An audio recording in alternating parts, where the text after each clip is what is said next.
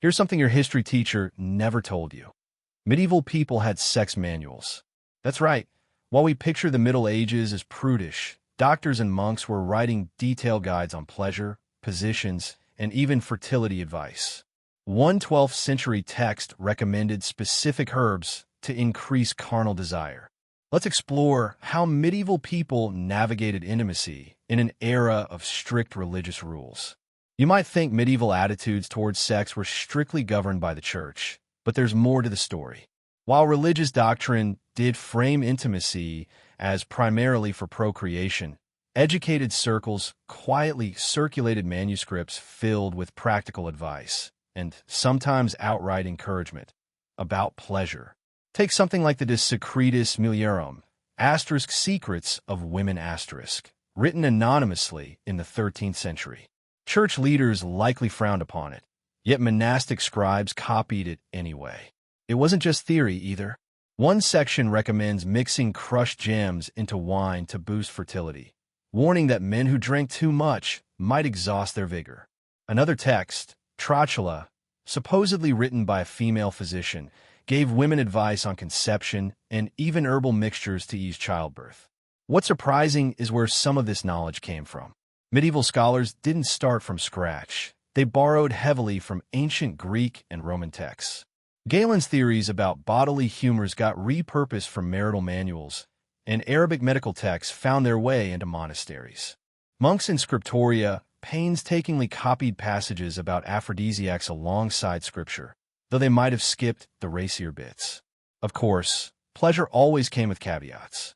Many manuscripts framed enjoyment as permissible only within strict boundaries, typically marriage, and only if it didn't distract from piety. Some warned against positions considered unnatural, whispering that certain acts provoked divine wrath. Ironically, these condemnations often contained such vivid descriptions that they probably sparked more curiosity than fear. We know these ideas circulated among the elite because the books themselves were luxury items. A wealthy noble might own one, and literate priests could reference them for pastoral advice. Illustrations in some manuals showed couples in bed, discreetly draped in sheets, with diagrams stressing moderation. For all the church's moralizing, the fact that these images existed, sometimes tucked into medical texts, proves people weren't just obeying rules. They were thinking critically about pleasure, even if they couldn't speak openly. By the late Middle Ages, the line between medicine and eroticism blurred further. A 15th century handbook advised newlyweds on how often to engage in relations, specifying lunar phases for the best outcomes. Others listed recipes for potions to cure impotence, some made with ingredients that would make modern readers cringe. But here's the key takeaway. Whether framed as health advice or moral guidance, these texts confirm that pleasure wasn't ignored. It was just coded differently. When we dig into manuscripts, marginal notes tell their own story.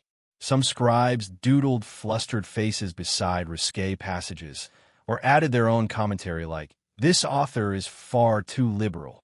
Even censored copies reveal traces of debates.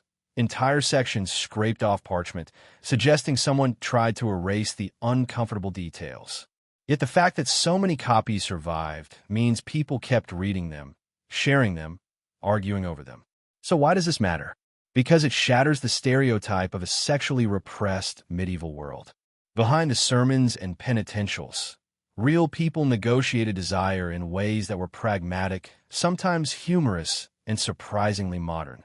They might have called it marital duty instead of pleasure, but the underlying impulse was the same. And let's not pretend this was just theoretical knowledge. Court records show that ordinary people, not just nobles, bought herbs for marital harmony, visited midwives for advice, and occasionally got in trouble for interpreting moderation too loosely. Even priests confessed to struggling with the very temptations their manuals warned against. Yet for all the secrecy, these texts weren't underground smut. They were part of mainstream medical and philosophical thought, debated in universities and debated in bedchambers. If anything, the tension between doctrine and desire made discussions about sex more nuanced than we assume. People didn't just obey rules. They found loopholes, asked questions, and quietly passed along advice that would have made their confessors blush. Of course, sex manuals were just one way medieval people indulged in fun. If you thought taverns were strictly for drinking, wait until you hear about the gambling. If you wanted to escape the grind of medieval life, the local tavern was the place to be. Forget tidy pubs with dartboards. These were rowdy, chaotic spaces where workers drank cheap ale by the gallon. Why ale? Because it was often safer than water. Brewing killed bacteria, making it the practical choice for hydration. And since most people couldn't afford wine, taverns catered to the masses with affordable, if watered-down, brews. Authorities hated these establishments. Town councils passed laws trying to limit tavern hours, angry that workers skipped mass to drink. Some banned games outright, worried they'd distract people from archery practice. Didn't work. Court records from 14th century London show fines for dice games happening almost weekly. One case involved two men who started brawling over a disputed roll, ending with a bench smashed over someone's head. Gambling thrived despite being illegal in many regions. Patrons played simple dice games like Hazard, ancestor to modern craps. They bet anything, coins, belts, even their shoes. A merchant in York lost his cloak in one infamous game, leaving him to walk home in just his undershirt. Some dice were weighted with lead, leading to another layer of deception. Cheating was common enough that guidebooks warned travelers to check dice before playing. Card games arrived later, around the 1370s, and immediately caused trouble. Authorities in Paris banned them for encouraging idleness. Too late, decks spread fast, hand-painted with expensive pigments for nobles, crudely marked scraps for peasants. Some taverns had boards carved right into the tables for backgammon, another gambling favorite. Church sermons railed against these devil's games, but workers kept playing after long days in fields or workshops. Beyond gambling, taverns offered raunchy entertainment. Minstrels sang drinking songs with lyrics so vulgar that some survive only in bishops' complaints. Rhymes mocked priests, praised adultery, and celebrated bad behavior. Groups played guessing games that involved crude pantomimes. Think medieval charades with more obscene gestures. One French game required players to say increasingly scandalous phrases without laughing. Losers drank. Not everything was lewd, though.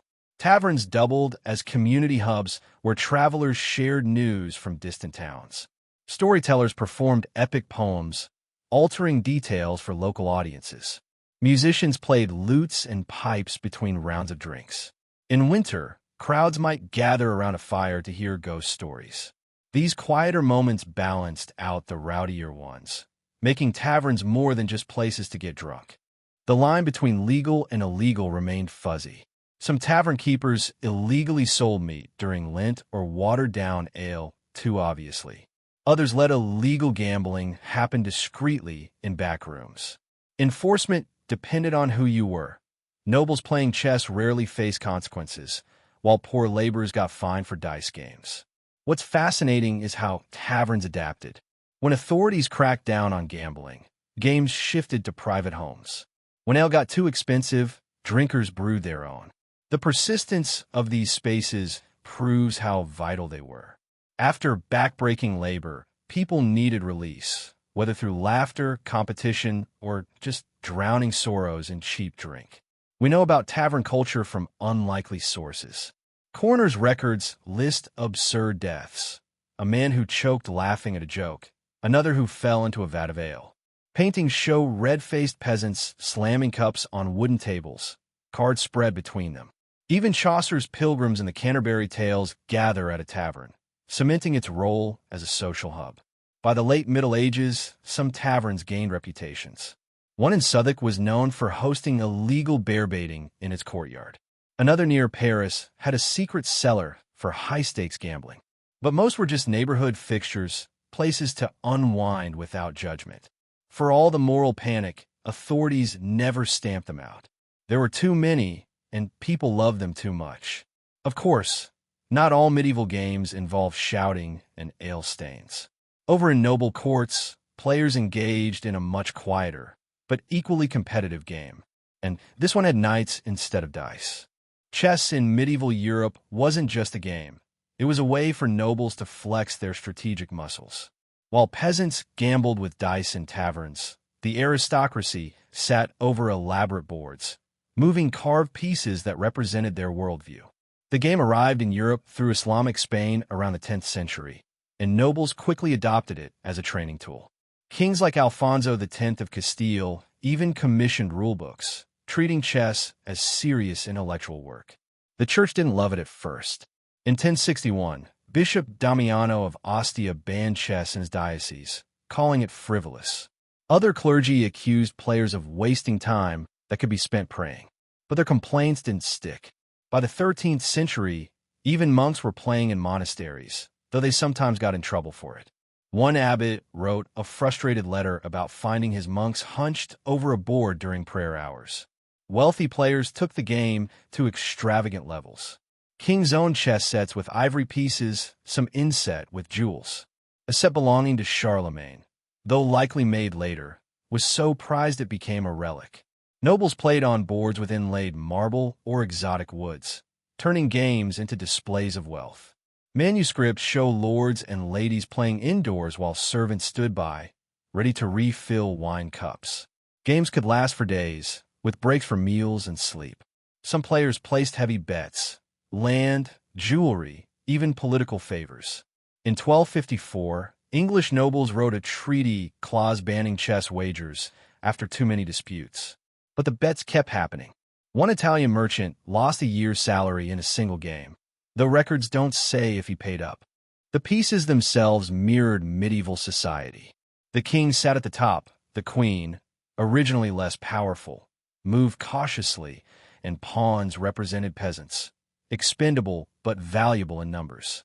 Over time, rules shifted to make the queen stronger, possibly reflecting real queens gaining political influence. Players took the symbolism seriously. Losing a game could feel like a miniature military defeat, which is why knights practiced it before battles. Chess also served as diplomatic icebreaker. Rivals might play to ease tensions, though this sometimes backfired. During the 100 Years' War, English and French nobles reportedly played mid-campaign, only to argue over moves so fiercely they nearly drew swords. More successfully, some royal marriages were negotiated over games, with proposals made after key moves. By the late Middle Ages, chess had shed its scandalous reputation. Moralists still grumbled, but even they admitted it was better than dice. Schools began teaching it to noble boys as part of their education. Manuscripts featured chess puzzles, encouraging readers to solve tactical problems. The game's shift from vice to virtue showed how medieval taste could evolve. Not everyone played by the rules, though. Historical accounts mention cheating scandals, like a lord who bribed servants to peek at his opponent's pieces. Others tried, distracting rivals with conversation or extra wine. One chronicle describes a player pretending to drop a piece just to rearrange the board in his favor. The game spread beyond nobility, too. Wealthy merchants played with cheaper wooden sets, though they still couldn't compete with ivory. Some towns hosted public matches where skilled players challenged all-comers for small coins. These games lacked the pomp of noble matches, but kept the same competitive spirit. Ironically, the church eventually embraced chess too. Some bishops became known as skilled players, though they still scolded others for gambling on it. Chess's path from controversial pastime to respected strategy game reflects how medieval Europe absorbed outside influences. What started as an import became a cultural staple, adapted to fit local values. The pieces changed shapes, the rules shifted, but the core appeal stayed. A battle of wits played out on squares. Of course, not every medieval game required this much brainpower. For players who just wanted to roll dice and shout, there were simpler options, ones that didn't involve hours of silent calculation. Some were rowdy enough to get banned in multiple cities. Others turned into excuses for heavy drinking. But chess proved that even nobles needed ways to blow off steam, even if it looked more dignified than a tavern brawl. While chess required strategy, most medieval gamers preferred simpler pleasures. Dice games dominated taverns, street corners, and even church steps. Anywhere people could squat on the ground and roll. You didn't need expensive equipment, just a handful of bone or wooden cubes. Historians have found dozens of game variations, but most followed the same basic principle: high roll wins. Players bet cloaks, tools, or their next meal. One 14th century court case involved a linen worker who gambled away his entire week's wages in under an hour. Backgammon, called tables then, offered slightly more sophistication. Many taverns had boards carved directly into wooden tables, ready for impromptu games.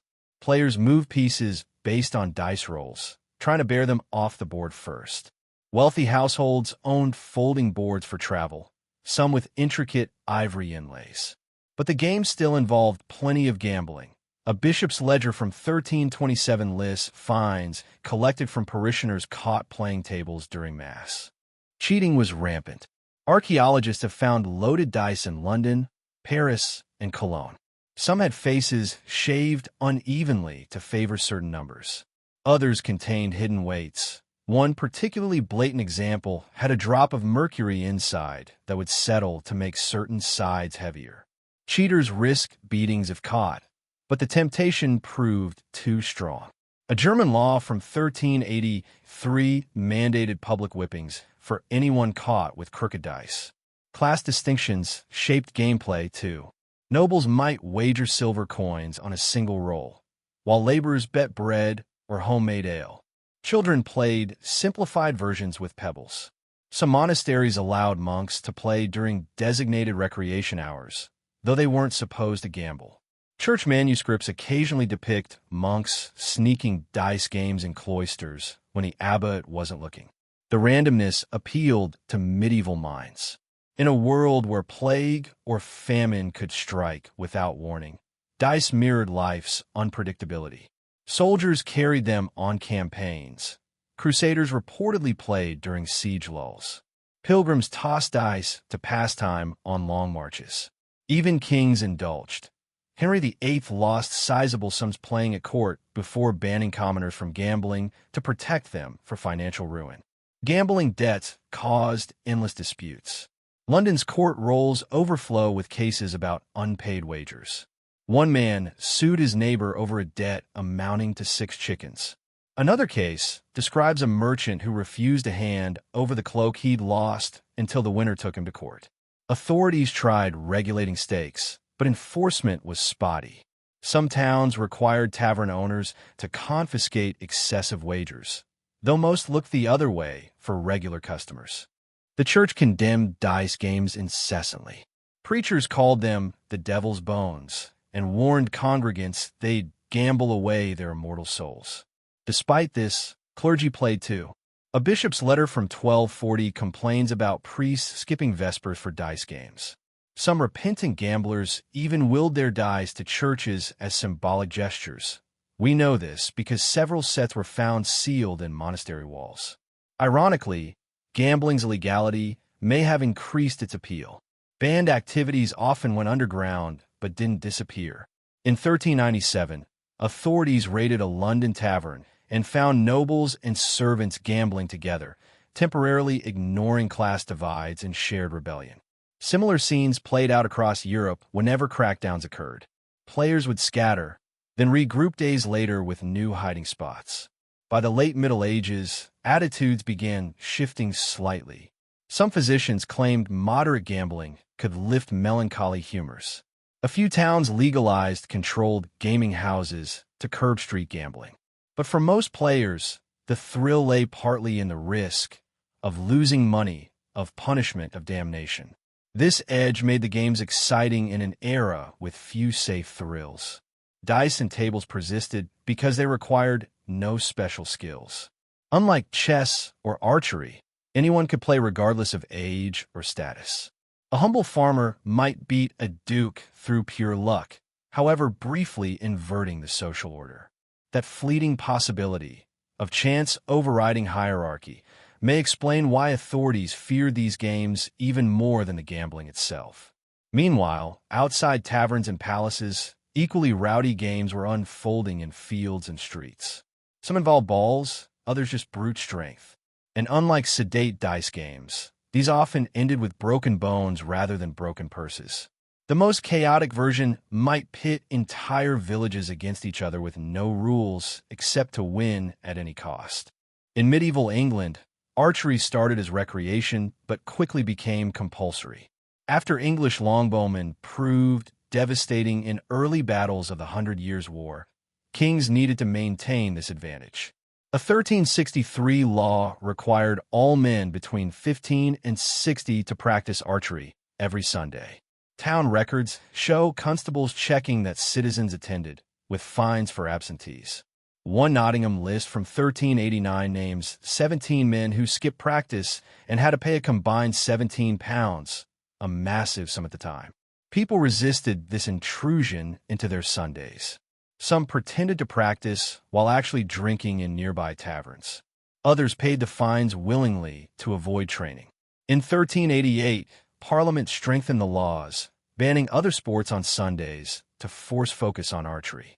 Villages had to maintain shooting ranges called butts, though many let them decay. London's records mention citizens dumping trash in the public archery grounds rather than using them properly. Competitions helped make practice tolerable. Towns held contests with prizes like silver arrows or cash. The annual London tournament drew hundreds, with shooting distances up to 240 yards. Fletchers and bowyers sponsored events to advertise their wares. Some contests had unusual rules, blindfolded shooting or shooting backwards over the shoulder. Winners gained local acclaim, though professionals often dominated. One Cheshire man reportedly won 120 contests in a single year. Crossbows caused tension despite English bans. Nobles liked them because they required less training than longbows, but kings feared ordinary people acquiring these powerful weapons. A 1139 church edict had banned crossbows against Christians, yet they remained popular on the continent. Wealthy English households kept them anyway. Richard I died from a crossbow bolt, yet his successors still prohibited civilian ownership. Inventories reveal some nobles owned dozens despite supposedly being illegal. The compulsory practice worked militarily. At battles like Agincourt, English archers fired volleys of arrows that devastated French knights. Veterans of these battles often returned as archery instructors. Some towns hired them to train local militias, paying in ale or exemptions from other duties. London maintained a corps of elite archers who guarded the city walls and trained citizens during peacetime. By the 15th century, archery had become ingrained in English culture. Tavern signs featured archery themes, like the arrow or the crossbow. Children played with miniature bows.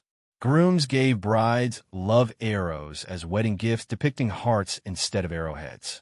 But the sport's military importance declined with gunpowder weapons, and enforcement waned. Elizabeth I lamented the decaying state of archery grounds in 1588 as Spain's armada threatened invasion. Records show how seriously some took the sport. A Surrey man left his best bow and 12 arrows to his son in 1412, while giving his wife the second-best set.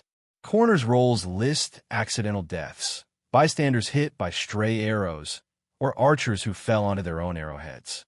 Some competitors cheated by using lighter arrows or bribing scorekeepers. A 1436 complaint describes a London contest where someone greased the target to deflect opponents' arrows. The equipment reflected social divides. Wealthy archers used longbows with silk strings, while poorer men made do with ash or elm bows bound with cheaper materials. Arrow quality varied too. Those with forged steel heads for war, wooden ones for practice. Fletchers became influential guild members, controlling feather supplies. Parliament set maximum prices for arrows during wartime shortages. While England pushed archery hardest, other regions practiced differently. Italian city-states held crossbow tournaments with intricate mechanical targets. Swiss contests awarded prizes for shooting through narrow rings at long distances. French authorities discouraged civilian archery after seeing its effectiveness against their knights at Crécy and Poitiers. Germany developed special guilds for crossbow makers who supplied both armies and sporting events. Archery's dual role as sport and military skill created tension. Kings wanted trained bowmen, but couldn't stop people enjoying competitions. The same men who won Sunday tournaments might face conscription next month. Some villages deliberately held poor-quality practice sessions to avoid sending their best archers to war. Others boasted when their champions performed well in battles, like the Cheshire archers famous at Agincourt. What began as practical training became genuine recreation once the military need faded. By the Tudor period, aristocrats shot for pleasure rather than duty. Henry VIII built elaborate archery houses at palaces where courtiers could shoot in bad weather. Towns maintained competitions as civic traditions, even as gunpowder changed warfare. The shift from obligation to pastime shows how medieval people often repurposed necessities into entertainment given enough time. Of course, not all medieval sports carried such practical origins. Some evolved purely for chaos and celebration, with unclear rules beyond basic survival. These chaotic contests often left participants bruised and townsfolk complaining, especially when balls went through stained glass windows or entire villages waged mock battles in the streets. The resulting property damage and injuries became legendary, though that never stopped people from playing. Medieval football bore little resemblance to the modern sport. Matches often involved entire villages competing against each other across miles of open countryside. There are no standard rules, no fixed team sizes, and certainly no referees. The basic objective was to move an inflated pig's bladder to a designated point, but how you got it there was up for interpretation. Players could kick, carry, or throw the ball, often while wrestling opponents in the mud. The games frequently turned violent. Records from 14th century London mention a match where players demolished part of a city wall while fighting over the ball. Another account describes a game in Chester that escalated into a full riot, requiring armed intervention. Injuries were common: broken limbs, concussions, even occasional fatalities. Parish registers occasionally list young men who died at football, usually from collisions or falls during particularly rough play. Town authorities constantly tried to ban sport. A 1314 proclamation by London's mayor prohibited football within city walls due to the noise and damage. Similar bans appeared in Newcastle, York, and other major towns throughout the 14th and 15th centuries. King Edward II issued a nationwide ban in 1314, calling the game useless and worried it would distract from archery practice. None of these bans worked for long. People kept playing whenever officials looked the other way. The playing fields were wherever people decided they should be. Some matches stretched between neighboring villages, with goals several miles apart. Others took place in town streets, risking property damage. A Norwich complaint from 1422 lists broken windows, trampled gardens, and a damaged market stall from one particularly rowdy game. Players would barrel through obstacles rather than go around them, treating fences, ditches, and even small streams as part of the challenge. Games could last indefinitely. A match in Derbyshire reportedly continued from sunrise until neither team could see the ball in the dark. Others ended when players grew too exhausted or injured to continue. Without scoreboards or time limits, the only clear endings came when one team managed to beach the ball at their opponent's goal, sometimes a tree, a marked stone, or the church steps. The balls themselves were crude but durable. Made from pig bladders wrapped in leather, they could be kicked but didn't bounce well. Wealthy players sometimes used balls reinforced with rope or stiffened leather. The average ball might last only 1 or 2 games before needing repairs, making them valuable enough to fight over when matches ended. Women occasionally participated, though records mention them less frequently. A French account from 1424 describes women playing in their own matches, sometimes against men. Church leaders particularly disliked mixed games, considering them indecent. Some towns banned women from playing entirely, though surviving court cases show these rules were often ignored during major festivals. The sport went by various names across Europe: camp ball in England, la sole in France, calcio in Italy. Regional variations developed based on local terrain and traditions. In some areas, Players could use sticks similar to modern hockey. Others allowed wrestling the ball away from opponents without restrictions.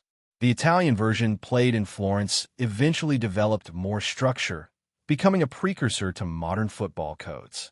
What made medieval football so enduring despite the bans? Partly it was accessibility. Anyone could join regardless of social class or wealth. The simple equipment meant even peasants could play. Villages took pride in their teams, and winning against rivals boosted local prestige. The physicality also appealed in an era with few organized sports. For young men especially, it offered a sanctioned outlet for aggression during festivals when normal rules relaxed slightly. Documentation comes mainly from complaints rather than praise. Church records condemn the violence and gambling associated with matches. Town councils bemoan property damage in official decrees. But the sheer frequency of these complaints proves how popular football remained despite opposition. Players paid fines when caught, then organized new games elsewhere. Festival days saw the biggest matches. On Shrove Tuesday, particularly, towns would suspend football bans temporarily. These holiday games became major community events, with spectators cheering from sidelines. Ale flowed freely, and food stalls did brisk business. The temporary truce between authorities and players rarely lasted beyond the festival's end, but people cherished these sanctioned chances to play. The chaos frustrated elites trying to maintain order. A 15th-century magistrate wrote that football caused more trouble in his town than drunken brawls. Others complained it distracted workers from their trades. But attempts to replace it with more civilized sports usually failed. People wanted the rough, unpredictable thrill of their traditional game. Its enduring popularity suggests medieval commoners valued fun over safety or propriety when given the choice. Not all medieval sports involved this much violence. Some required precision rather than brute strength, though they could still get competitive in different ways. Hunting, for instance, developed into an elaborate aristocratic spectacle with strict rules and expensive equipment, the polar opposite of a mob kicking a pig's bladder across a field. Yet both serve the same basic purpose, letting people test themselves while blowing off steam. Football just happened to do it louder and with more collateral damage. Medieval hunting was less about getting food and more about showing off. Noble families maintained vast private forests just for sport, sometimes spanning thousands of acres. These weren't just woods, they were carefully managed ecosystems with artificial ponds, clear trails, and stock game. Keeping them required teams of foresters, gamekeepers, and huntsmen who ensured the perfect conditions for aristocratic entertainment. The cost could bankrupt smaller lords, but status demanded the expense. Peasants resented these restrictions fiercely. Royal forests consumed land that villages needed for farming and grazing. Laws prohibited commoners from hunting even animals that damaged crops. Poaching punishments were severe: fines, imprisonment, or worse. A 13th century law mandated blinding for repeat offenders. Some peasants still risked it, hunting at night with stealth traps. Court records show thousands of poaching cases, many involving desperate men stealing deer to feed families. The class tension was palpable. Nobles saw hunting as their sacred right, while villagers viewed it as wasteful privilege. The hunts themselves were elaborate productions. A typical party might include the lord, his guests, professional hunters, dog handlers, falconers, and servants carrying food, weapons, and spare horses. Manuscript illustrations show hunters blowing horns while hounds course deer through meticulously painted landscapes. Different dogs had specialized roles: scent-hounds to track, greyhounds to chase, mastiffs to bring down larger game. Falcons and hawks hunted birds, with each species trained for specific prey. The best hunting birds could cost more than a peasant's annual wages. Wealthy families recorded hunting trips in meticulous detail. One French noble's account lists 200 attendants for a single outing, including musicians to entertain during breaks. Equipment lists survive, detailing embroidered saddles, jeweled hunting knives, and special gowns for ladies who rode along. The actual killing was often done by servants, Lords preferred the ceremonial aspects over dirty work. After the hunt, cooks prepared the best cuts while the rest went to the poor or hunting dogs. Some hunts lasted for days with overnight camps. Tents featured carpets, furnishings, and heating in cold weather. Guests enjoyed multi-course meals between hunting sessions, with entertainment like minstrels or storytellers. These events served as political forums too. Kings often invited rivals to hunting parties as diplomatic gestures. The relaxed setting allowed delicate negotiations without formal court pressures. The rituals surrounding hunting became increasingly codified. Proper horn calls signaled different stages of the chase. Special terms described animal anatomy and hunting techniques. Young nobles studied hunting manuals like the Master of Game, written by Edward, the third grandson. These books mixed practical advice with philosophy, framing hunting as moral education. Authors claimed it taught patience, courage, and leadership, virtues supposedly lacking in merchants and peasants. Ironically, as hunting grew more ritualized, actual wild game declined. Overhunting in royal forests forced nobles to introduce foreign species like fallow deer. Some areas became virtual game farms where keepers released tame animals for easy kills. The challenge shifted from survival skills to following proper etiquette. Missing a shot was embarrassing, but violating hunting protocols was unforgivable. Women participated in modified forms. They often hunted with birds rather than hounds, as falconry was considered more refined. Some noble women became expert falconers despite church disapproval. Manuscripts show women riding side saddle with hooded hawks, accompanied by male relatives or servants hunting with dogs. The separation wasn't absolute. Accounts mention occasional noble women joining boar hunts, though this raised eyebrows. By the late Middle Ages, hunting symbolized aristocratic identity more than ever. Sumptuary laws reserved certain game for nobility alone. Owning fine hounds or birds became status markers akin to expensive clothing. Tournaments sometimes included hunting demonstrations alongside jousting. Critics complained about the excess. One reformist bishop calculated that maintaining hunting grounds cost enough to feed entire counties, but the tradition endured. The sport's evolution reflects broader social divides. What began as practical subsistence became performative leisure. Peasants who hunted for survival faced punishments that nobles avoided while killing for fun. The careful staging of hunts mirrored courts' growing formality. Even warfare adopted hunting terminology, with knights hunting enemies on campaign. While nobles chased stags in manicured woods, commoners found recreation elsewhere. Churches sanctioned certain festivals that allowed rowdier behavior than hunting's strict decorum. These gatherings blended worship with celebration, offering peasants rare chances for sanctioned revelry. Some events even temporarily flipped social hierarchies, letting villagers mock their betters without repercussions, a sharp contrast to the carefully maintained order of hunting etiquette. But that's another story altogether. What many don't realize is that medieval churches often doubled as party venues. Church alesh were fundraising events where parishes sold homemade ale and food to cover expenses like roof repairs or helping the poor. These weren't solemn affairs. They involved drinking, dancing, and games lasting whole days.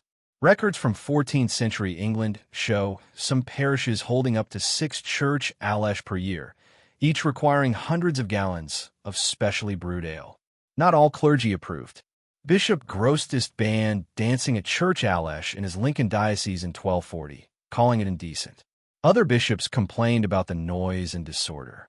But most parishes ignored these decrees because they needed the money. A single successful church ale could raise more than a year's worth of tithes. Some churches kept detailed expense accounts showing hops purchases and brewer wages alongside candle costs and priest robes. The brewing process itself became a community effort. Wealthy parishioners donated grain, while women's groups supervised fermentation. Different alesh had varying strengths. Weaker, small ale for general consumption, stronger batches for wealthier donors. Essex records mention a church that brewed 3 strengths: one for laborers, one for merchants, and a potent best ale reserved for nobles and clergy. This tiered pricing helped maximize profits. Entertainment varied by region. Some parishes hired traveling players to perform biblical dramas. Others organized competitions like archery or stool ball, an early form of cricket. Kentish church accounts list payments for rope dancers and fire eaters. In 1432, a Somerset parish spent more on minstrels than on ale ingredients, suggesting the entertainment sometimes overshadowed the fundraising purpose. Food played a central role too. Wealthy families donated bread, cheese, and meat pies to sell. Some churches ran temporary bakeries during festivals. A Yorkshire account from 1387 notes the sale of 600 chicken pies plus 90 gallons of honeyed milk drinks. The combination of alcohol, sweets, and salty foods kept people eating and drinking 4 hours. Church courts occasionally cracked down. Cases exist of priests fined for allowing gambling at Alesh, or for events that got too rowdy. A Wiltshire rector faced discipline in 1411 when his church ale spilled into the cemetery, with drunk attendees dancing on graves. But punishments were mild compared to secular drinking offenses, suggesting authorities tolerated some misbehavior when it helped church finances. The events fostered community bonds beyond fundraising. Neighbors who quarreled during the year might reconcile over shared ale. Young people courted under parental supervision. Elderly parishioners who couldn't attend services regularly still came for the socializing. In an era before cafes or community centers, Church Alesh provided rare opportunities for sanctioned mingling across age and class lines. Financial records reveal creative fundraising tactics. Some parishes held Bid Alesh, where attendees paid to name the next festival date. Others sold ale tokens in advance like proto-tickets.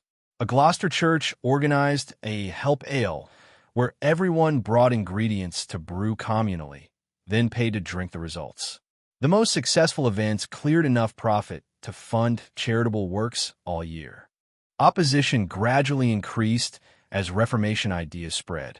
Puritan critics called Church Alesh pagan holdovers and pressured officials to ban them. By the 1530s, some dioceses replaced Alesh with straightforward collections. But many parishes resisted change. A Dorset village continued its annual ale until 1617 despite repeated bishop's orders. The tradition survived longest in remote areas where churches had few other funding options. These festivals highlight medieval religion's flexibility. While doctrine emphasized piety, practical clergy recognized people needed social outlets. Church Alesh let communities enjoy themselves while supporting spiritual institutions. The same church that condemned drunkenness in sermons might operate a temporary tavern to pay for repairs. This dual approach worked for centuries until shifting theological views forced tougher choices between worship and revelry. Meanwhile, secular festivals took different approaches to mixing fun and community spirit. Some celebrations had older roots in seasonal cycles rather than church calendars. Their customs often preserved traditions that Christianity had absorbed rather than replaced, with symbolic rituals that puzzled medieval clergy as much as they intrigue modern historians. From fertility rites to mock battles, these events kept alive traces of pre-Christian Europe beneath their Christianized surfaces. Maypole celebrations marked the arrival of spring across medieval Europe, mixing Christian feast days with much older traditions. Villagers would cut down a tall tree, strip its branches, and erect it in the town square. Depending on a region, the pole might be painted or decorated with flowers and ribbons. Some villages kept their maypole standing year-round, while others cut a fresh one annually. The practice varied so widely that neighboring communities might have completely different maypole customs. Church officials often disapproved. A 15th-century priest in Worcestershire complained that maypoles attracted lewd behavior and called them devil stalks. Some bishops ordered them removed, but villagers frequently ignored these orders. In 1420, a Norwich priest described finding his parishioners dancing around a maypole at dawn before Mass, despite his repeated warnings. Records show similar conflicts across England, France, and Germany throughout the Middle Ages. The dances themselves followed specific patterns. Young men and women held ribbons attached to the pole's top, weaving in and out to create braided patterns down its length. Some villages practiced intricate steps passed down generations, while others improvised. The footwork allowed for plenty of physical contact, accidental or intentional. Local musicians provided accompaniment on pipes, drums, and fiddles. Manuscript illustrations showed dancers wearing floral crowns or bright seasonal clothing that would have been impractical for everyday wear. Flirtation was central to the festivities. Some villages held kissing contests where couples competed to steal kisses discreetly. German records mention May brides and May kings chosen from among unwed youths who led the dancing and enjoyed temporary celebrity. In France, young men might leave small gifts called make baskets outside the homes of desired partners overnight. These customs gave structured outlets for romantic expression in communities where arranged marriages were common. Not everyone participated equally. Wealthier families sometimes watched from the sidelines rather than joining the dance. Older villagers might handle food preparations while younger ones dominated the dancing. But the events remained broadly inclusive by medieval standards. Servants danced alongside farmers, and children mimicked adult steps at the edges. Some accounts mention outsiders traveling between villages to compare maypoles and dances, suggesting the festivals served as informal regional gatherings. Food and drink flowed freely. Many communities brewed special May ale for the occasion, weaker than regular beer, but plentiful.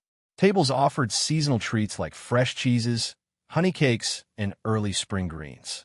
Wealthier villages might roast a donated lamb or pig. The feasting could last from dawn until dark, with breaks for more dancing.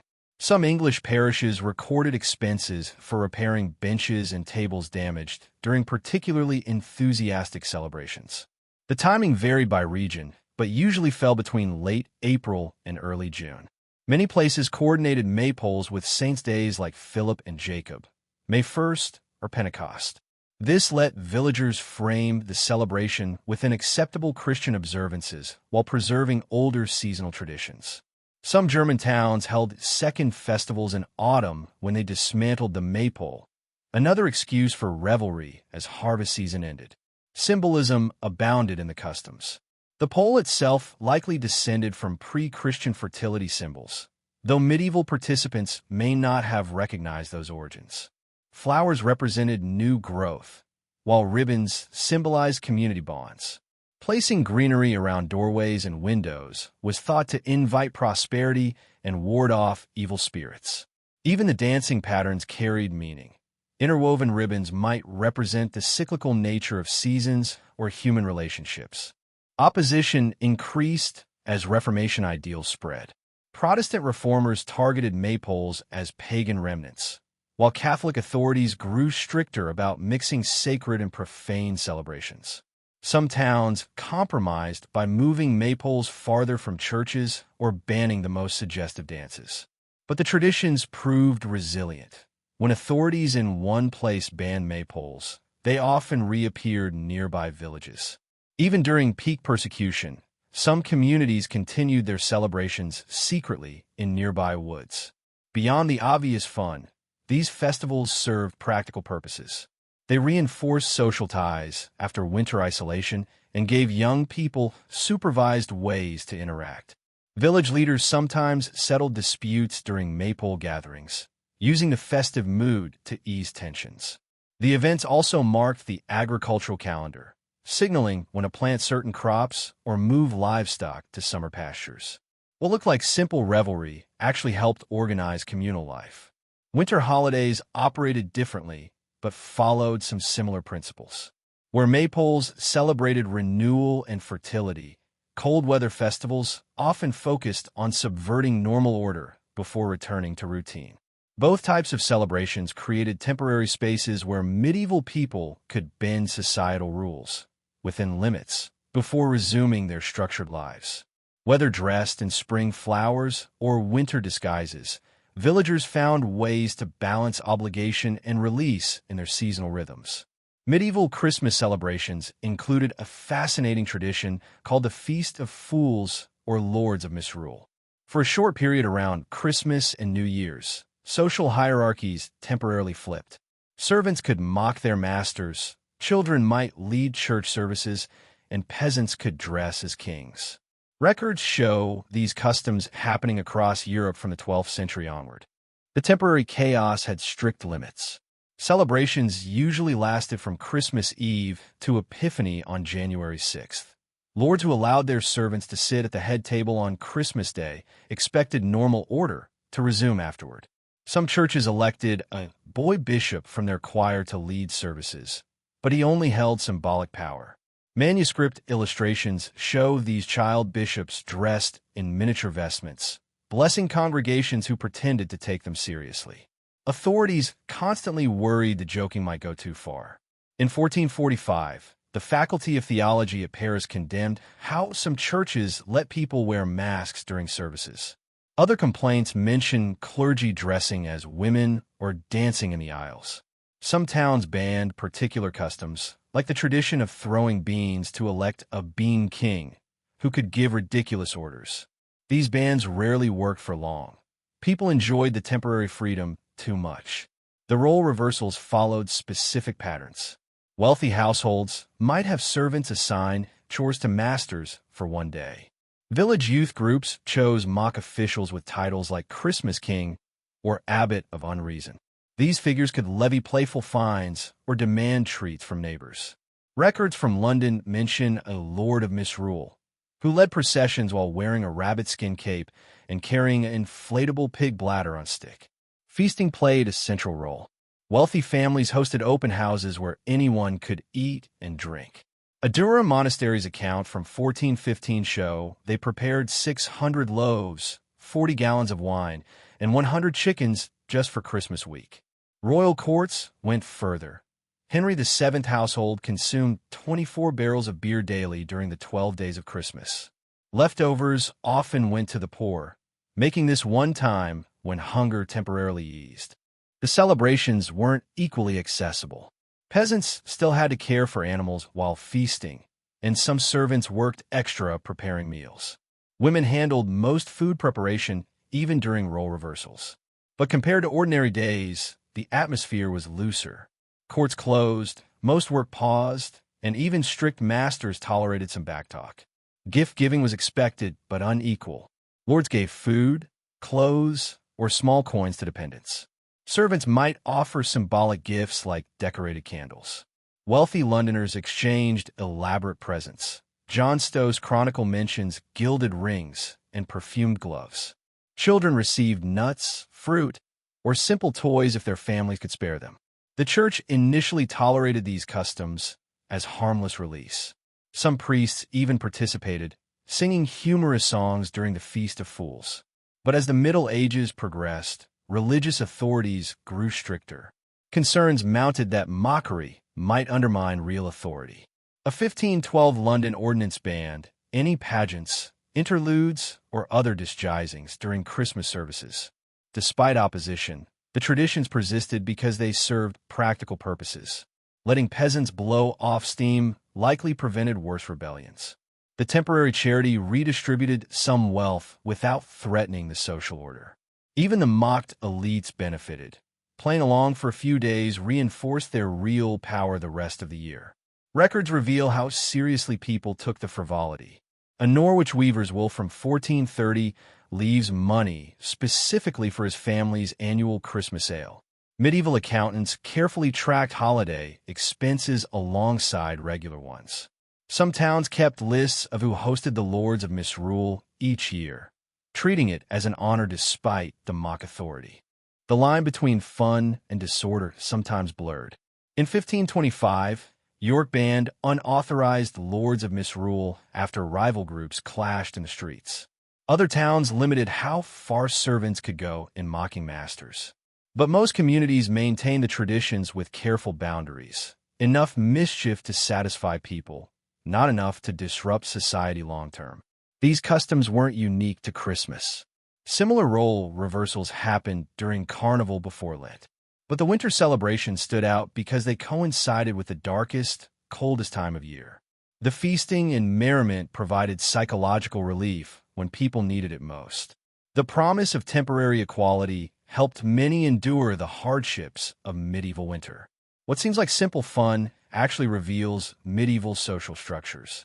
The strict boundaries around the chaos prove how rigid normal hierarchies were. That people needed these scheduled breaks suggests how oppressive daily life could be.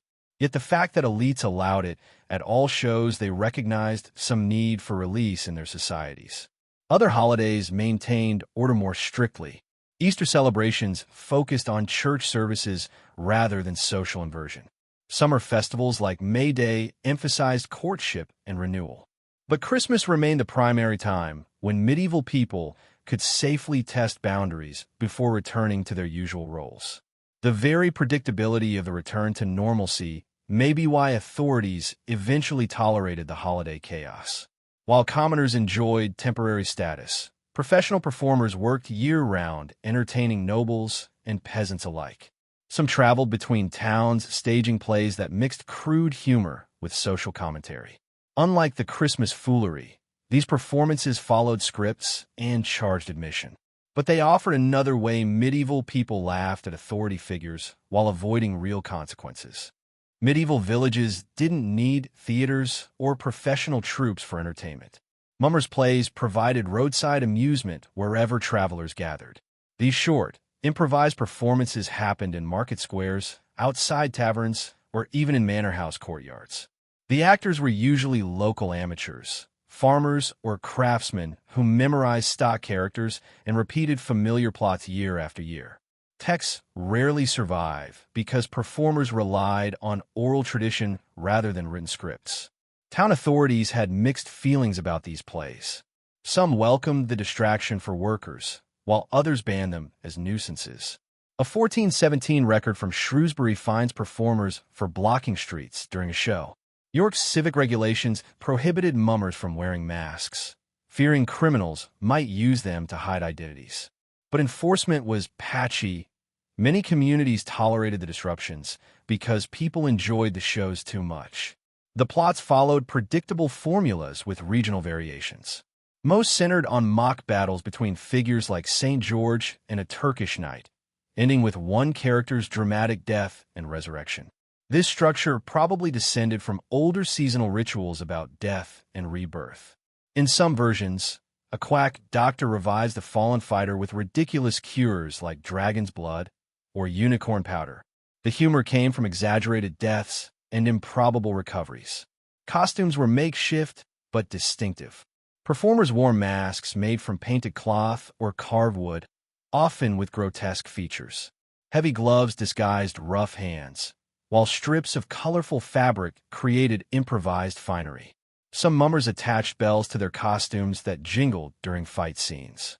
Wealthier troops might own proper stage weapons, but most used wooden swords padded to soften the blows during choreographed battles. Audience interaction defined the experience. Villagers shouted suggestions at the actors or joined chase scenes through the crowd. Children especially loved when characters pretended to flee from the action and hide among spectators. Some plays included simple riddles or rhymes that the audience had to solve before the plot could continue. This participation blurred the line between performers and viewers in ways formal theater never did. The plays often contained sharp social commentary beneath the slapstick. A mayor might become the butt of jokes about corruption, or a greedy miller get mocked for cheating customers. Because mummers wore masks, they could criticize local figures without fear of reprisal. Some lords even paid troops extra to skip their estates during rounds, avoiding public embarrassment. The satire stayed just ambiguous enough to avoid punishment. Authorities could never prove which real person a masked actor was mocking. Performance styles varied by region. Yorkshire versions emphasized sword dances between scenes, while East Anglian troops specialized in rhyming couplets. Cornish plays incorporated more singing, and Scottish performances often included mock weddings. Despite these differences, certain characters appeared everywhere. The fool, the villain, the hero, and the doctor became medieval stock personalities recognizable across Europe. Surviving texts suggest the language was crude but rhythmic. Lots of repetition helped illiterate actors remember lines, while simple rhymes made verses catchy. A typical exchange might go, "I'm the king of Egypt." "No, sir, you lie, for I will make your body cry." The childish insults were part of the charm, giving audiences easy laugh lines even if they missed subtler jokes. Food and drink fueled the performances. Troops passed hats for coins, but also accepted ale or bread as payment. Some taverns sponsored shows to attract customers, knowing spectators would drink heavily during performances. Records from Chester mention an innkeeper who kept special stools near the door so mummers could perform on them as makeshift stages. The plays declined, but never disappeared as professional theater rose. By the 16th century, London authorities lumped mummers in with beggars and vagabonds. Yet rural areas kept the tradition alive. Versions performed in English villages today still follow medieval plot structures. The persistence suggests these crude plays touched something permanent in popular entertainment. People still enjoy seeing authority mocked, heroes triumphant, and death cheated through ridiculous means. While mummers worked the streets, other performers aimed higher. Noble audiences expected more refinement than boisterous crowd pleasers could provide. Court entertainments required proper scripts, trained musicians, and elaborate sets, all funded by wealthy patrons who wanted sophistication alongside their amusement. The divide between rough mummers and polished courtly arts showed medieval entertainment's full spectrum. Both thrived because they served different needs in a society with rigid class distinctions but universal desires for diversion. Medieval nobles didn't just fight and pray. They also wrote surprisingly passionate poetry. The tradition of courtly love flourished in royal courts across Europe, where knights and ladies composed verses about unconsummated longing. These poems followed strict conventions. A knight would pledge eternal devotion to a married noblewoman, often the wife of his lord, knowing the relationship could never physically progress. The tension came from this deliberate frustration of desire. Church officials hated the trend. They saw it as glorifying adultery, even if the poets claimed their love remained chaste. Bernard of Clairvaux famously called troubadours ministers of Satan for tempting people into sinful thoughts. But nobles kept writing and performing these verses anyway, finding ways to work around religious objections. Some claimed they worshipped the lady's spiritual virtues rather than her physical beauty. Others asserted the poetry was just a game, not to be taken seriously. The language was flowery but explicit about desire. Poets compared their beloveds to sunlight, roses, or precious gems. Body parts got discreet but recognizable descriptions. Lips like rubies, necks like ivory columns. A troubadour named Arnaut Daniel wrote about wanting to hold my lady naked between my arms, which was about as bold as these verses got. The metaphors allowed plausible deniability while still conveying intense passion. Manuscript illustrations show how seriously courts took this poetry. Some expensive manuscripts feature miniatures of nobles reading or singing poems to each other. The Lattrell Psalter includes a margin drawing of a well-dressed man composing verses while gazing at a noble woman. These images prove poetry wasn't just private writing. It was public performance art among elites.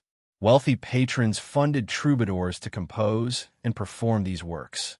Eleanor of Aquitaine famously supported poets at her court in the 12th century.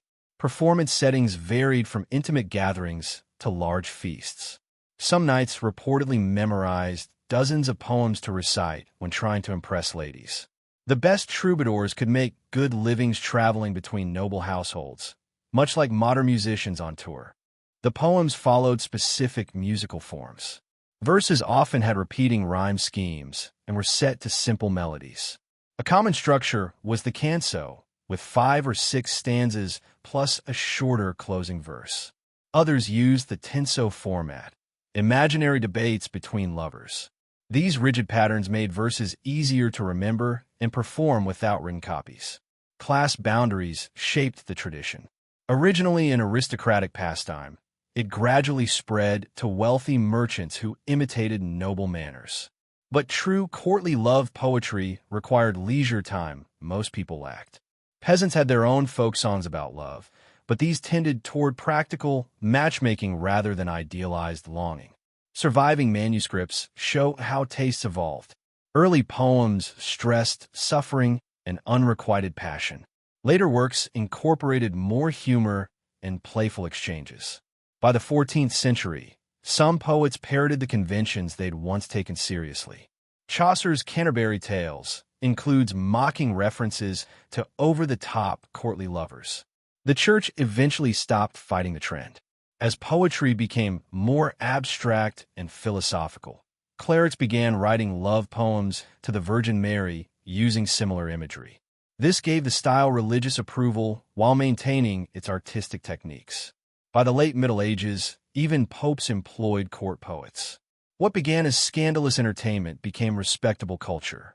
Universities studied love poetry alongside classical texts. Nobles included poetry competitions in tournaments and festivals. The same church that once condemned troubadours later preserved their manuscripts in monastery libraries. Behind a fancy language, these poems served practical functions. They gave nobles coded ways to discuss relationships at court. Young knights used poetry to demonstrate refinement and intelligence. Ladies could enjoy admiration without risking their reputations. The strict rules prevented real affairs while allowing emotional expression. Of course, not everyone stuck to Platonic ideals. Some historians argue the poetry described real affairs in veiled terms.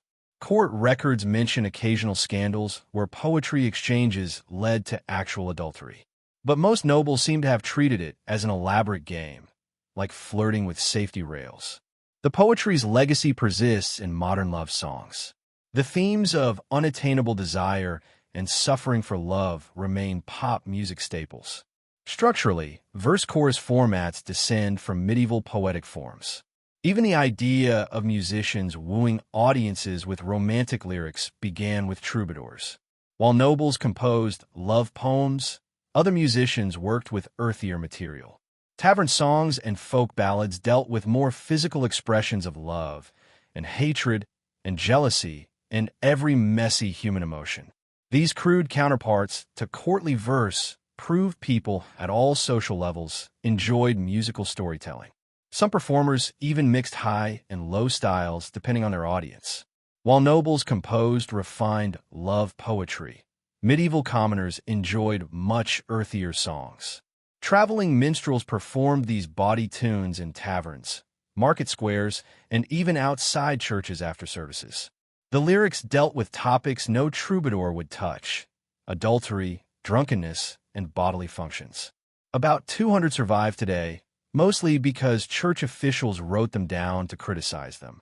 Some songs mocked authority figures with surprising boldness. The Bishop and the Smith tells of a bishop caught in bed with a blacksmith's wife.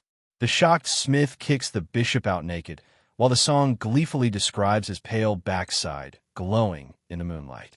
Another, The Miller's Tale in Song, makes fun of greedy millers who cheat customers, a common complaint since millers controlled essential food supplies. Performers could deny any specific references when confronted by angry authorities. Double meanings filled these songs. The Merry Green Woods sounds like a nature ballad until you notice the suggestive descriptions of tall young saplings and deep valleys watered well. In The Brewer's Daughter, a young man praises the girl's fine ale that fills his cup to overflowing. The metaphors weren't subtle. Listeners would laugh at the obvious innuendo while maintaining plausible denial.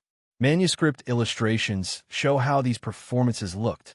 One from a 14th century French manuscript depicts a minstrel singing while peasants laugh uproariously. The musician wears colorful, ragged clothes and plays a lute decorated with grotesque faces. His audience includes workers still clutching tools, suggesting impromptu gatherings after long workdays. Church records preserve many lyrics we'd otherwise have lost. Bishops complained about songs that tickle the ears with filthy words. One 13th century sermon quotes a particularly crude verse about a cheating wife, then condemns it as the devil's melody. Ironically, these condemnations help preserve the exact songs they meant to suppress. Copyists sometimes accidentally included bawdy verses in sacred music books, leaving later historians surprised discoveries. The songs traveled widely through oral tradition. Minstrels adapted lyrics for local audiences, inserting familiar names or places. A song mocking priests might name the nearest monastery's abbot when performed nearby. Popular tunes spread across Europe with modified verses. Versions of The Drunken Sailor appear in coastal towns from England to Italy. The best songs survived centuries through memory alone before scholars recorded them. Social class shaped the humor. Peasant songs focused on practical jokes and bodily functions. Townspeople preferred tales of cheating spouses and clever underdogs. Some mocked nobility indirectly, like songs about rabbits outsmarting hunters, transparently referencing peasant resistance to lords. The common thread was turning daily struggles into laughter. Workers who spent days in fields or workshops enjoyed raunchy escapism after hours. Musical styles matched the crude content. Simple, repetitive melodies made songs easy to learn and modify. Choruses featured shouted lines or exaggerated size. Instruments like bagpipes, drums, and rebecks added rowdy energy. Manuscripts show performers gesturing dramatically during the dirtiest verses, milking laughs from gathered crowds. Some songs served practical purposes beyond entertainment. Young people used them to learn about sex in societies without formal education. Drinking songs helped coordinate group revelry at taverns. Rhyming work songs set rhythms for tasks like weaving or blacksmithing, while slipping in naughty verses between choruses. Even children sang simplified versions while playing, though likely not understanding all the lyrics. The songs gradually gained semi-respectability. By the late Middle Ages, some noble households employed allowed fools who could sing racy songs without punishment. Towns hired minstrels for festivals, knowing their performances would draw crowds. Tavern keepers welcomed musicians who boosted drink sales. What began as underground entertainment became accepted, if still disreputable, fun. What's striking is how modern much of the humor feels. Jokes about drunkenness, cheating spouses, and pompous authority figures haven't changed much. The songs prove medieval people dealt with life's frustrations through laughter just as we do. Their version just involved lute accompaniment and more creative metaphors for sex. Not all medieval music pushed boundaries. Religious hymns and courtly compositions followed stricter rules. But the persistence of bawdy songs shows how people balanced official culture with their own crude creativity. Next time you hear a modern drinking song or risque pop lyric, remember it's part of an ancient tradition. The sounds and words change, but the human impulse to laugh at taboos remains constant. Pilgrimages in medieval Europe weren't always purely spiritual journeys. Many travelers treated them as excuses to see new places and meet people while maintaining a veneer of religious respectability. The most popular routes, like those to Canterbury or Santiago de Compostela, became so crowded they resembled modern tourist hotspots. Church registers note some pilgrims making the same trip year after year, suggesting they enjoyed the travel as much as the devotion. Inns and taverns along pilgrimage routes did brisk business, catering to these travelers. A typical stop might offer hot meals, basic medical care, and souvenirs like pilgrim badges. Some establishments became notorious for overcharging visitors. A complaint from 1432 describes an innkeeper near Canterbury selling watery ale at inflated prices to pilgrims who didn't know local rates. Other hostelries gained reputations for rowdiness. One Spanish lodging house had to replace its furniture monthly due to damage from drunk pilgrims. Not all travelers kept up pious pretenses. Court records list pilgrims punished for skipping services to go drinking. Some carried fake relics or borrowed staffs and scripts to blend in without real religious intent. A particularly bold case from 1387 involves a man who visited 6 major shrines in 1 year, always arriving just before festival days when the best entertainment happened. When questioned, he claimed to be collecting blessings, but spent most days watching street performers. The church knew about these less devoted travelers, but mostly tolerated them.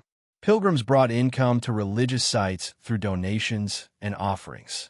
Some shrines even relaxed behavior standards during peak seasons to avoid scaring away visitors. A bishop's letter from 1415 complains about his cathedral's leniency toward drunk pilgrims, but acknowledges their money paid for choir repairs. Pilgrimage routes developed entire support industries. Guidebooks listed reliable inns and warned about bandit-prone areas. Vendors sold prepackaged supplies like hard bread and waxcloth raincloaks. Entertainers performed along roadsides, knowing pilgrims would toss coins. One entrepreneurial preacher in France set up a booth halfway to Compostela selling guaranteed sin remittance certificates to travelers who didn't want to finish the journey. The social aspect attracted many participants. Isolated farmers could meet people from distant regions.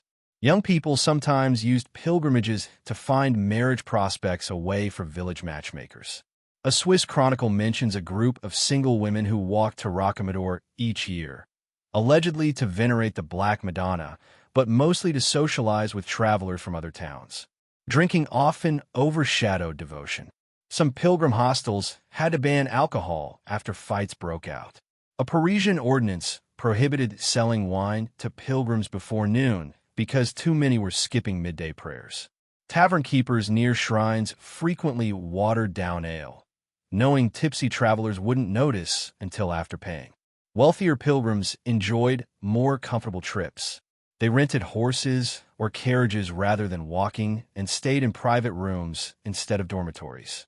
Their donations bought quicker access to relics and better seats at services. A few even hired scribes to compose fake pilgrimage certificates so they could claim the spiritual rewards without the hardship. The church gradually cracked down on abuses. By the 15th century, some shrines required proof of completed penance before granting indulgences.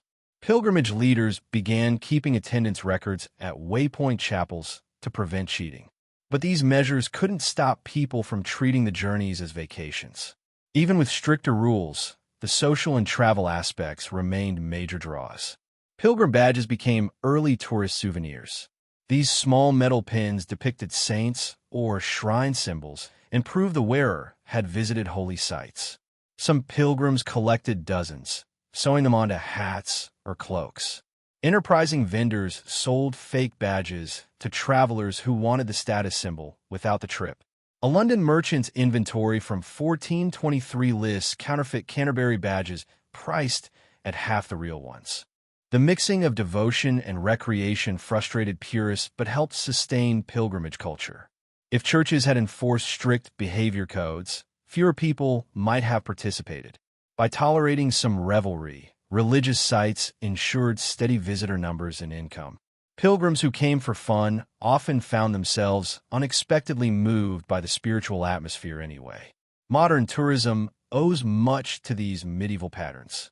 Like today's travelers who visit churches as museums, medieval pilgrims blended curiosity with nominal piety. Guided tours descend from shrine-led groups. Souvenir style mirror badge vendeur. Even the tension between sincere pilgrims and holidaymakers continues in places like Camino de Santiago today. While pilgrimages offered travel under religious cover, other medieval journeys had no such pretense. Merchants, students, and entertainers moved freely between towns for work or education. Their travels lacked the pilgrim's spiritual insurance, but often involved similar roadside adventures, just without the convenient excuse of praying along the way. Medieval fairs were more than just places to buy goods. They were major social events that broke up the monotony of daily life. Towns hosted them several times a year, often tied to religious festivals or harvest seasons. The biggest fairs could attract thousands of visitors, turning quiet streets into crowded marketplaces. Temporary stalls lined the main square, offering everything from wool cloth to spices to live animals. People came as much for the spectacle as for shopping. The atmosphere was lively, but not always orderly. Town records list frequent complaints about overcrowding and fights. A Norwich court case from 1382 describes two merchants brawling over stall space, knocking over a barrel of salted fish in the process. Pickpockets thrived in the jostling crowds. Some towns hired extra guards during fair weeks, paying them with fees collected from stallholders. The noise could be overwhelming. Vendors shouting prices, animals bellowing, and entertainers performing simultaneously. Not all merchants played fair. Authorities struggled with sellers using false weights or mixing good produce with rotten stock. A London ordinance from 1413 mandated public weigh-ins after multiple complaints about dishonest bakers. Some textile sellers dyed poor quality wool to mimic more expensive varieties. Customers learned to inspect goods carefully, though haggling often ended in shouting matches. Courts occasionally banned repeat offenders from future fairs, but many slipped back in under different names. Entertainment filled the spaces between transactions. Jugglers, acrobats, and musicians moved through the crowds collecting coins. Animal acts were especially popular. Trained bears danced while monkeys performed tricks on ropes. Temporary stages hosted morality plays or crude comedies. Gambling tents drew crowds eager to bet on dice games or cockfights. Children clustered around sweet stalls selling honey cakes and candied fruits. The variety rivaled modern amusement parks. Some fairs lasted for weeks at a time. The famous Champagne fairs in France operated almost continuously from spring through autumn. Smaller regional fairs might run for several days, with different goods featured each day. Livestock one day, textiles the next. Extended fairs required temporary infrastructure like additional wells and latrines. Visitors who came from distant towns often camped in fields outside the walls, creating impromptu tent cities. Beyond commerce, fairs served important social functions. Isolated farmers could meet distant relatives or discuss crop prices with neighbors. Young people found marriage prospects outside their villages. News traveled quickly through the crowds. Many villagers first heard about royal decrees or military campaigns at fairs. The annual gathering at Smithfield in London became so important for information exchange that diplomats purposely timed announcements to coincide with it. The experience varied by social class. Wealthier visitors arrived early to inspect the best goods before stocks dwindled. They dined in temporary pavilions rather than eating street food. Poorer attendees came later in the week when prices dropped, often buying damaged or leftover items. Some laborers worked the fairs as porters or cleaners in exchange for meals rather than wages. Regardless of status, everyone enjoyed the temporary abundance after months of limited supplies. Food options range from basic to extravagant. Wealthy visitors might sample exotic spices or imported wines. Average shoppers ate meat pies cooked over charcoal pits or fresh cheeses wrapped in leaves. Drink sellers did brisk business. Ale flowed freely despite some towns limiting servings to curb drunken brawls. Bakeries worked overtime producing bread for the crowds, though quality sometimes suffered under demand. A few stalls sold impractical luxuries like sugared almonds or marzipan shapes, treats reserved for special occasions. The fairs gradually shaped medieval economies. Some towns became wealthy primarily from fair-related taxes and fees. Merchant guilds formed to protect members from cheating and set quality standards. Banking systems developed to handle transactions between traders from different regions. The temporary markets laid groundwork for permanent commercial centers that would later become stock exchanges. What began as simple seasonal gatherings evolved into engines of economic change. Not everyone approved of the revelry. Preachers complained about fairs distracting people from church services. Some landowners resented workers taking days off to attend. A few towns tried banning certain entertainments or limiting alcohol sales, with mixed success. But most authorities recognized fairs' economic value and tolerated the rowdiness. The temporary chaos was a small price for the prosperity they brought. As the Middle Ages progressed, fairs became more regulated. Official schedules prevented overlaps between neighboring towns. Standardized weights and measures reduced cheating. Some fairs specialized. Certain towns hosted only wolf fairs or horse markets. The changes made transactions smoother but didn't eliminate the underlying excitement. People still flocked to fairs for the unique combination of shopping, gossip, and spectacle they offered. These gatherings satisfied needs beyond mere commerce. In an era before newspapers or regular travel, they connected isolated communities. The chance to see new faces and hear news outweighed any discomfort from crowds or questionable meat pies. For many medieval people, fair days were highlights of a year, anticipated for weeks and remembered long after the stalls packed up. While nobles enjoyed private feasts, ordinary people had these vibrant public celebrations where anyone with a few coins could join the fun. Medieval noble feasts were about showing off as much as eating. A single dinner could last 6 hours with dozens of courses, each designed to impress guests. The Duke of Berry's household accounts show one feast featuring 30 separate dishes, from spiced meats to elaborate sugar sculptures. Servants carried these out in careful sequences, timing each arrival for maximum spectacle. Between courses, entertainers performed while guests digested enough to keep eating. The church preached against gluttony, but nobles ignored this when hosting. Leftovers from these feasts could feed entire villages, yet most went to waste. Recipes from the period suggest why. Dishes combined expensive ingredients simply to demonstrate wealth. One cookbook describes roasting a peacock, then redressing it in its feathers before serving. Another recommends stuffing chickens with minced pork and spices, then coating them in gold leaf. The goal wasn't just flavor, but visible extravagance. Entertainment matched the excess. Accounts list payments to jongleur, acrobats, and choir singers who performed during meals.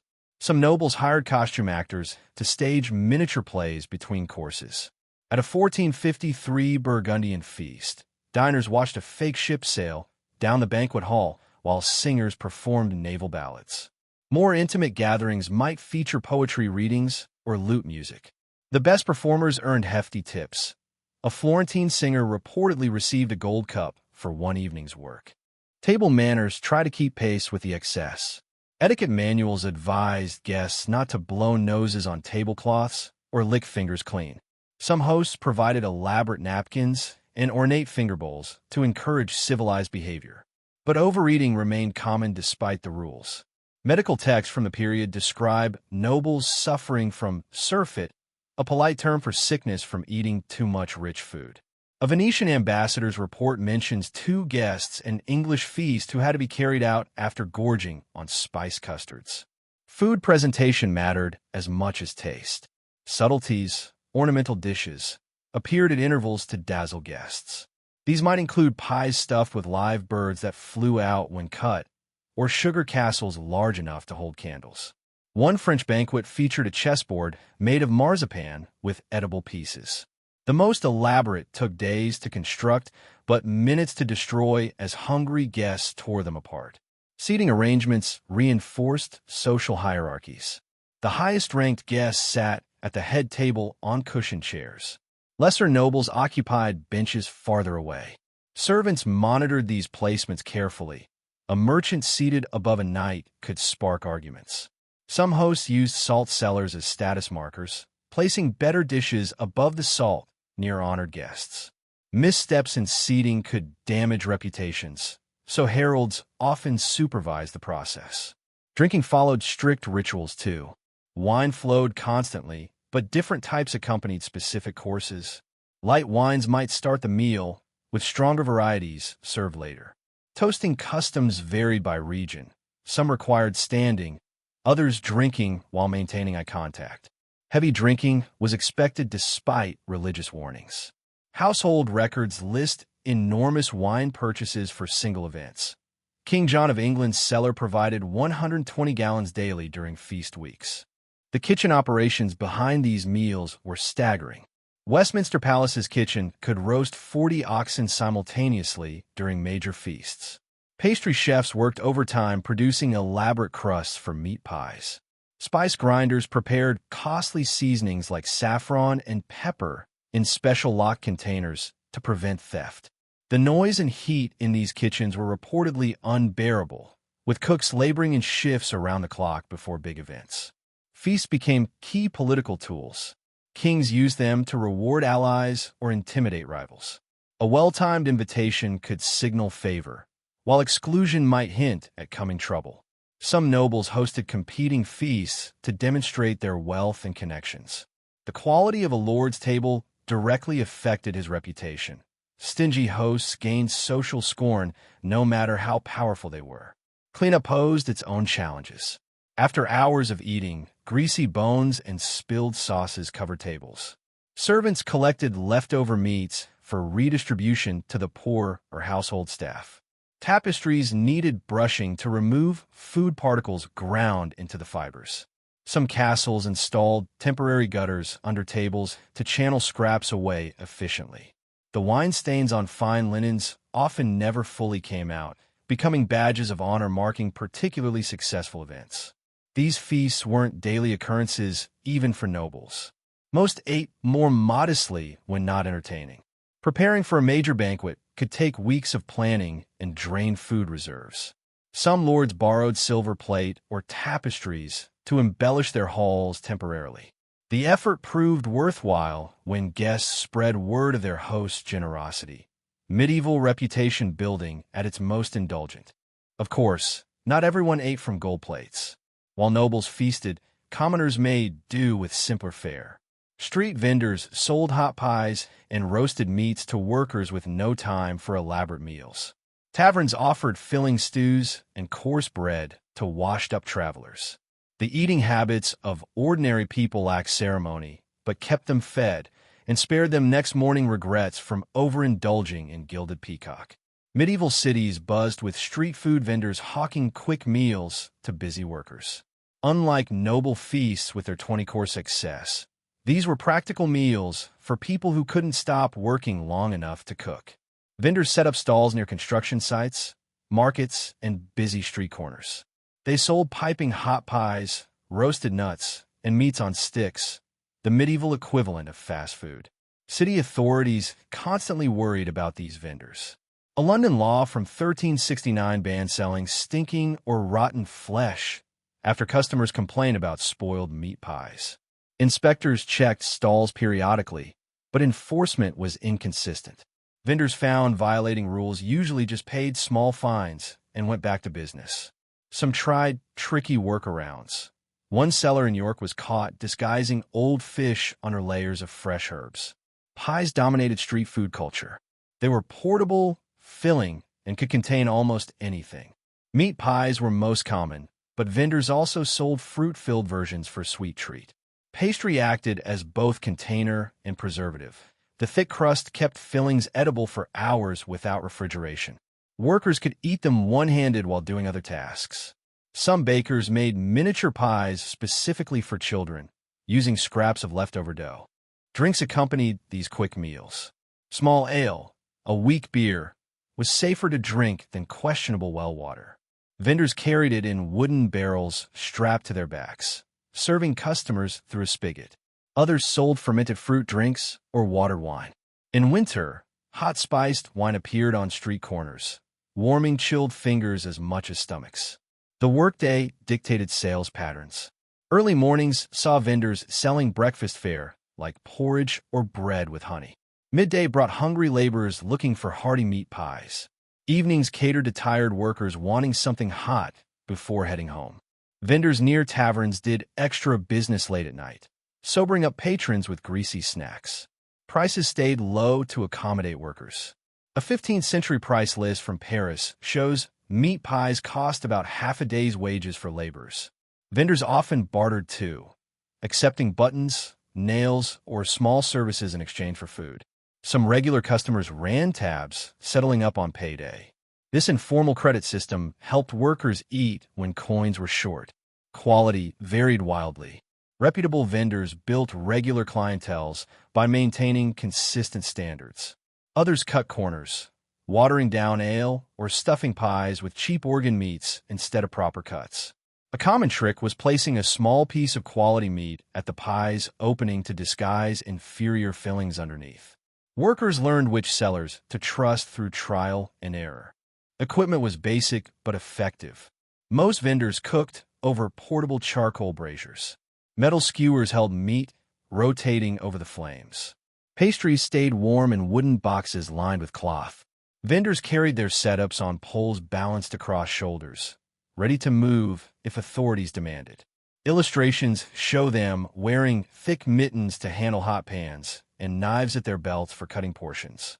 Some vendors specialized. A few sold only cheeses, carrying wheels on wooden trays. Others focused on roasted chestnuts or apples.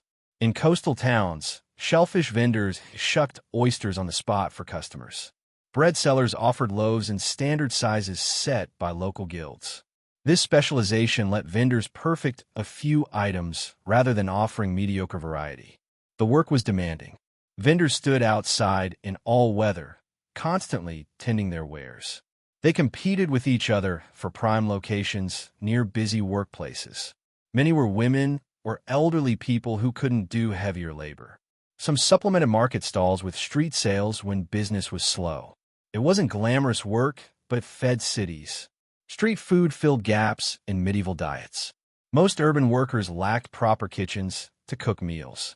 Even those with hearths had little time for food preparation during long work days. Vendors provided essential calories with minimal fuss. The system wasn't perfect. Food poisoning happened, but it kept cities moving. This informal network became vital during festivals or sieges when normal food supplies disrupted. Street vendors adapted quickly, modifying menus to available ingredients. Their flexibility made them survivors in an uncertain economy. While nobles dined leisurely in halls, the real culinary innovators were these practical vendors feeding the masses. Medieval cities without street vendors would have struggled to function. The convenience they offered workers mirrors modern fast food culture more than we might expect. Their persistence despite official skepticism shows how essential quick, affordable meals have always been to urban life. Next time you grab a quick lunch on the go, you're participating in a tradition stretching back to those medieval pie sellers shouting over crowded streets. Street food was just one thread in medieval leisure. People found fun wherever they could, in bawdy songs echoing from taverns, in reckless dice games behind churchyards, even in solemn pilgrimages that somehow turned into adventures. What all these activities shared was humanity's timeless knack for carving out joy between life's obligations. The settings change across centuries, but the impulse remains familiar. So that's how medieval people had fun, whether sneaking suggestive poetry past the church or turning food stalls into a quick lunch service. They didn't let strict rules stop them from enjoying life. If anything, the restrictions seemed to spark more creativity, like hiding gambling under chessboards or spinning pilgrimage routes into sightseeing trips. Maybe humans haven't changed much.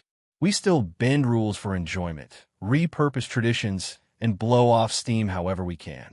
The settings look different now, but the impulse feels familiar.